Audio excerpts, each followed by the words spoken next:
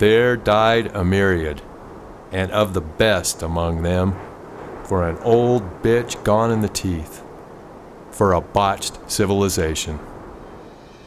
A century ago, the great powers of Europe marched off to battle, and there had never been anything like it before.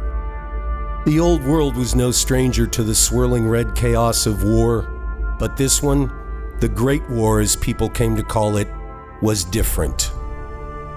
It was bloodier, bigger, costlier, more horrific in every way, and it ushered in a new and grim era of mechanized slaughter.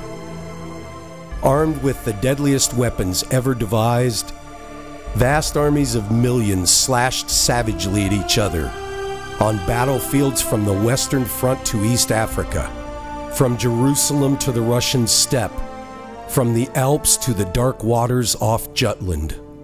When the war had ended, after more than 4 years of fighting, over 17 million souls had been lost. When the guns fell silent in November of 1918, it was the beginning of a new age, a darker age. Instead of a war that would safeguard democracy, it ended up being a war that ushered in a whole new age of barbarism, an age of genocide, a world that could bring about somebody like Hitler, somebody like Mussolini. Instead of being the war to end all wars, it became, in fact, the prelude to a second, much greater world war. The Great War was in its third year when it became America's war too. America in 1917 was young and rich and naive, rippling with the sinews of power, but not interested in flexing its muscles in Europe. It wasn't looking for a fight.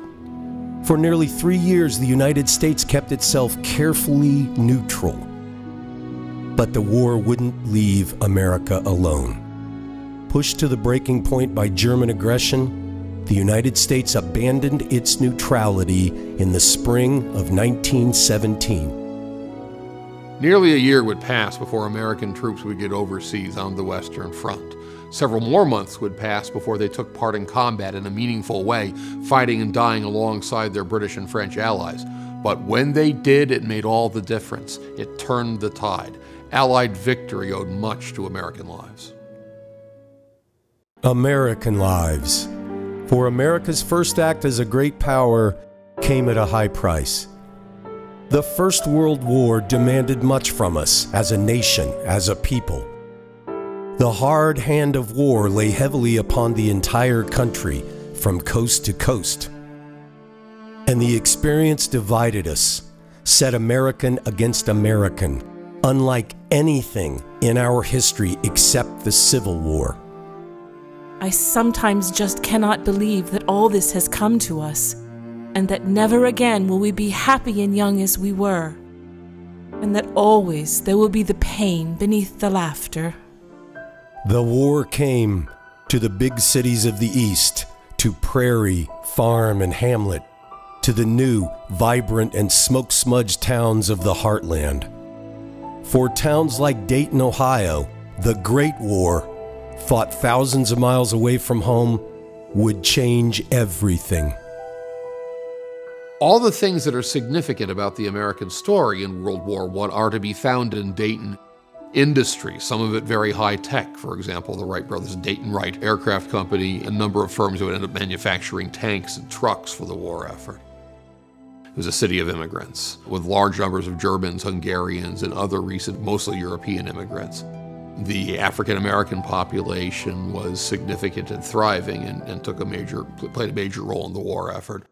Everything that tells the story of America in World War I is to be found in Dayton in a way that you don't find in bigger cities or in smaller towns. Dayton's story is America's story. The story of American industry and ingenuity put to the test in the first war of the industrial age.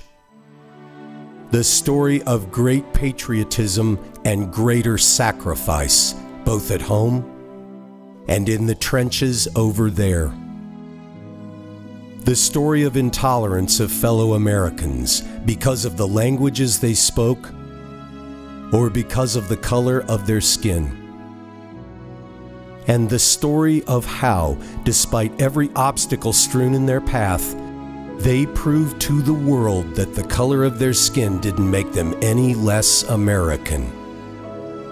The story of how and why our government told us what to produce, what to consume, what to say, what to think.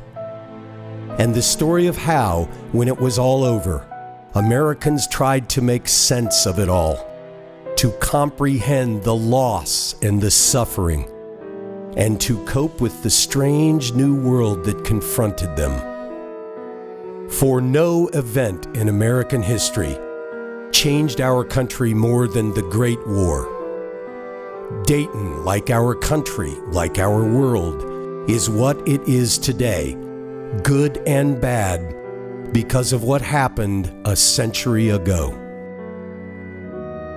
All our lives, before and after, have just been bookends for the heroic, tragic volume of the Great War.